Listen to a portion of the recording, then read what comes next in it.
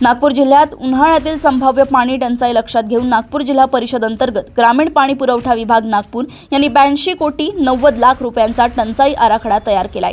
या आराखड्यात जिल्ह्यातील 1172 गावांसाठी एकूण 2905 उपाययोजना प्रस्तावित करण्यात आल्या आहेत। आराखड्यानुसार नळ योजना विशेष दुरुस्तीची 489 कामे, 153 नवीन विंधन विहिरी, 1407 विंधन विहीर दुरुस्ती, 52 तात्पुरत्या पूरक नळ योजना, 1926 सार्वजनिक विहीर खोलीकरणाची कामे, 97 टँकरद्वारे पाणी पुरवठा आणि 170 जलस्रोत बळकटीकरणाची कामे समाविष्ट आहेत।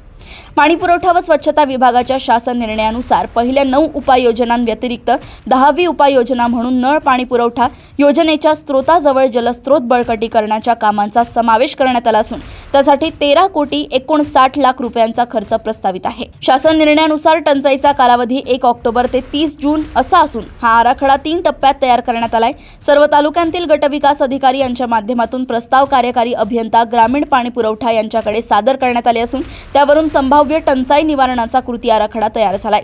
संभाव्य टंचाई लक्षात घेऊन अधिकाधिक गावांचा समावेश करण्यात आला असून जलजीवन मिशन अंतर्गत विविध कारणांनी अपूर्ण राहिलेली कामे असलेली गावेही या आराखड्यात घेण्यात आली आहेत। हा टंचाई आराखडा मंजुरीसाठी नागपूर जिल्हाधिकारी कार्यालय यांच्याकडे सादर करण्यात आलाय, अशी माहिती कार्यकारी अभियंता अशोक धोंगे यांनी दिली आहे।